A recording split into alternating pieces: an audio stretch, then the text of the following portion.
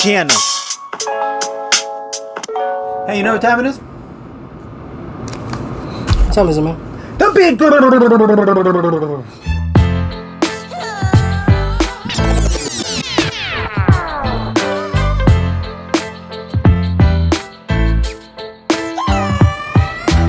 Welcome everyone to another episode of The Beatdown, the segment where two worlds collide. I'm your host, Class, this is my co-host, Mr. J. How's it going, guys? And we would like to remind you, if you like our videos, you like our content, go in the section below, hit that like button, subscribe, and share. Yeah. And without further ado, today we decided we'd do one on another warrior type of episode. Yeah. It's another movie battle, I guess you could say. Yeah. Two classic movies. Yeah, and obviously these are two great warriors to talk about. Alright, so I will be starting things off by representing the Immortals, Theseus. Alright, brief origin story time. So, Theseus, his mom was raped. Yeah, it's pretty dark. And she winds up having this kid, and obviously nobody wanted anything to do with her because she apparently got violated and they treated her like crap. But Theseus always tried to stay strong for his mother. As he was growing up, he was being taught by an old man, but he didn't realize who this old man was. So, as finally Theseus got to a certain age, now he has to fulfill his destiny, and has to prevent King Hyperion from unleashing the Titans. So, guess who's the old man that trained him? None other than Zeus himself. That's right, one of the almighty gods trained him. And eventually Theseus goes on this journey, falls in love with an oracle, and actually does defeat King Hyperion. Fortunately, the Titans do get unleashed, but at the same time, he does defeat. And let me tell you, he really brings it. But that's the brief origin story of Theseus. Okay, powers, abilities, and feats. So let's get real. We can't really give you powers. They don't have powers. Well, at least my character doesn't have powers. So I'm just gonna go base it on feats. Greek mythology is sometimes it's a little vague. So certain ones have powers and then certain ones don't. Yeah. You know, it really just depends on what story or what fable you're reading or watching. Yeah. Or what character it is. Yeah, exactly. So I'm gonna try to base my argument on realistic and then theatrical because hey, why not? This is an episode. All right, so let's go with the feats.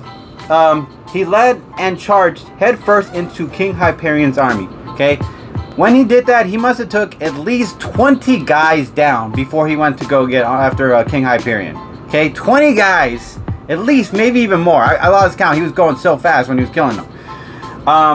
He took out 12 men alone just to get to his mother, and he even shot one guy with a spear.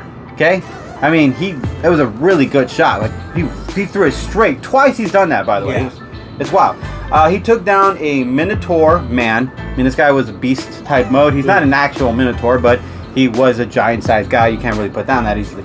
He got help from He got help from Athena and Poseidon and then another god. I'm not sure if it's Hercules, so I can't really say that. But yeah, 3 gods helped him in the situation. Granted, Zeus said no, but they did anyways. Defeated King Hyperion. Okay, yeah, he took him down. He took a bunch of stabbings before he put King Hyperion down. Just so we're clear. Alright, so now we talk about the end game on this one. So Theseus, this is gonna be a little sensitive for the characters, but let's just get real. Perseus was chosen not by Zeus. He was an accident. He's a bastard son to Zeus. But Zeus picked Theseus. He chose him out of everyone in the world to be the warrior, to be the guy to go against everything, against guys who were about to unleash gods. Okay, so there's got to be something said to that. So that being said, he also trained him. So Zeus's fighting abilities has got to be infinite. So whatever he taught him, he must have taught him how to take down a god or a regular god. So demigod or regular god, let's get real. Theseus is a monster. Second thing about Theseus is his speed. His swiftness is remarkable. I mean, the guy goes so fast, and when he goes for the kill, like he's not just simply letting you catch your breath. He's not the guy to let you breathe. He's the type of guy, if you want to fight him, you're gonna have to have all that energy, and you better be ready to go, because the moment he gets a strike at you, he's gonna get you. He's gonna hit you hard. He's not gonna let you catch your breath. So let's just get real. he's going to try to put somebody in a corner just so that way you can't breathe, so that way he can actually go for the kill. And that, okay, so based on the character, another thing to add on is his greatest skill and strength is distance. He can throw a spear from afar. He can shoot a bow and arrow made from gods from a distance. So 3 shots, or I think he took 3 or 4 guys out at once with just shooting the bow. Okay, so Theseus does have a weapon to take down a demigod. So I'm gonna say this, distance wise, if he can get Perseus to kind of be put down for just a brief moment, trying to catch his head and trying to regain his strength, and if Theseus gains some momentum from distance, he can start doing what he can do best. He can shoot I think it's called the Icarus bow at Perseus, get a couple shots off him in that. And if he really wants to get him, he can just shoot him, throw that spear for that one Hail Mary if he didn't see it coming, while Perseus is not like focusing on the moment. Maybe he's turned from his back, turns around, bam, gets it straight in the head. So there is a possibility to do that. And now for the theatrical version. If, let's say, Theseus gets put down, maybe he's bleeding out, because it just happened, he does bleed out. He's a human, and Perseus is still somewhat of a demigod, so he's still able to survive certain things. Yeah. But if Theseus gets desperate and he's put in a corner where he's not able to survive it, or Perseus is about to have his number, the gods could always just show up and prevent it. I mean, they did it before. They weren't allowed to, but 3 times they said to Zeus, "Nah, we're gonna do it." So if they wanted, they could just drop down from the heavens, block Perseus from attacking Theseus at the moment, and then from that moment, Theseus could take the opportunity when Perseus is distracting and just go for the kill in that way, and then yeah, Theseus for the win. Well, my combatant today will be Perseus from 2010's Clash of the Titans.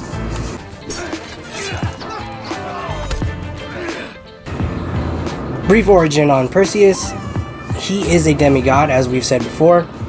He was found as a child, and still wrapped up in his mother's arms. I don't exactly remember how she died. It was a whole thing.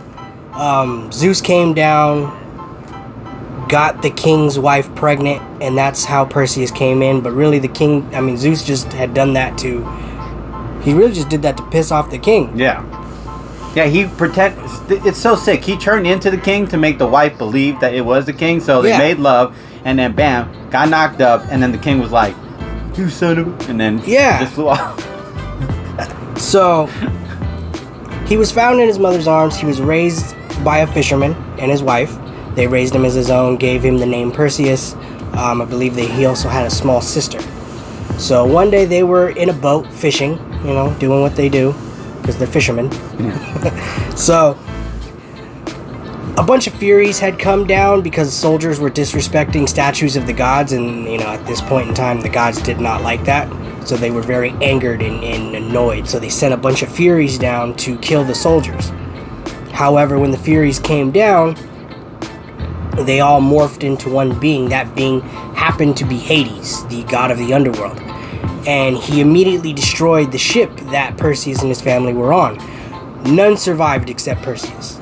So that kind of sent him on his little quest for revenge. Later, he does happen to get the aid of Zeus and some of the other gods in order to defeat the Kraken, even though Zeus said to release the Kraken. Yeah. But anyway. He caused the whole thing, Yeah, and then Zeus... Hey, come on, help me out now. Pretty much after giving Perseus crap the entire movie, at the end, he's like, well, I think I need your help. So you think you can help a father out? Yeah. So, he gets Perseus to help him out. He defeats the Kraken, which is no easy feat, by the way. Yeah. Anybody who can say they've defeated the Kraken, that's one tough man. That's a big... if you've seen it, it's a whole stadium or something. Yeah, no, it's ridiculous. It's so big that it has to be kept in the depths of the sea. Anyway, so that is the brief origin of Perseus. Going into his arsenal and feats. Oh yeah, man, I forgot he has so many demigod weapons or something. He has an aggrieved sword, a helmet of invisibility, which will come in handy, by the way. Yeah. He has a scorpion shield, Medusa's head, after defeating her. he has obviously the lightning sword, which only Perseus himself can use. He has twin knives, a spear, also the spear of Tyran. Alright, now I'm going to briefly go into his feats. He was able to use briefly the Hades pitchfork in the middle of a fight, also Poseidon's trident, as well as Zeus's thunderbolt. Anybody who's able to use Zeus's thunderbolt, even for a time, that's an incredibly powerful weapon. It was able to send Hades back to pretty much the depths of the underworld with one blow. He is the only one to escape Medusa's lair alive. And he's also, like I said before, he's defeated the Kraken. Release the Kraken! So, going into the end game, Perseus is gonna have to obviously not give Theseus the distance that he needs in order to use that bow, and he's gonna need to use everything that he has, whether it be his own spear, because like I said, he has two of them. He's gonna need to use his helmet of invisibility, as well as that strong shield. The scorpion shield, I'm not entirely sure how strong it is. I know it's obviously stronger than a normal shield. Yeah. But I don't know the exact durability of it, or if it can stop any of Theseus's weapons. Maybe it could stop a spear, but the god weapon, maybe not. Maybe not. Maybe hold off for a little bit, but eventually I think it'll go I through. think it would give. Yeah. So, if he's able to tiptoe and sneak around and use that helmet as well as his lightning sword, Theseus is going to go down. I mean, that sword was able to wound and critically injure, actual gods. So if he's able to hit Theseus with it, it's game over. Plus, I believe he was able to briefly absorb a lightning bolt into the sword, in which he then threw it. So if Theseus gets hit with that, it's game over. He is a normal man, and he will go down. Okay.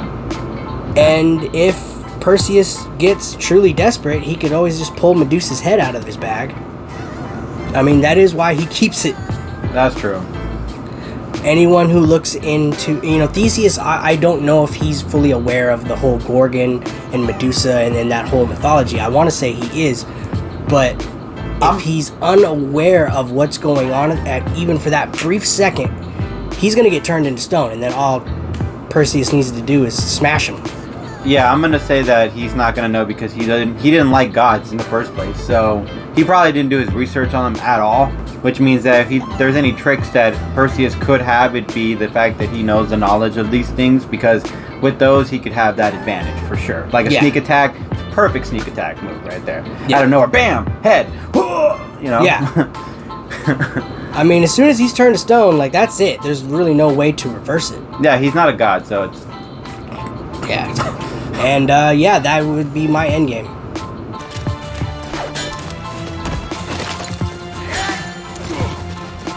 Okay, yeah, no, that's solid, man. I'm gonna agree with that. But yeah, as always, it's not up to me. It's not up to me. It's up to you guys. So if you guys liked my argument, you know what you can do? You can hashtag Theseus. And if you like my boy's argument, you know what you can do? Hashtag Perseus. And as always, no Perse fam. We really appreciate you guys. Catch you guys later. Peace.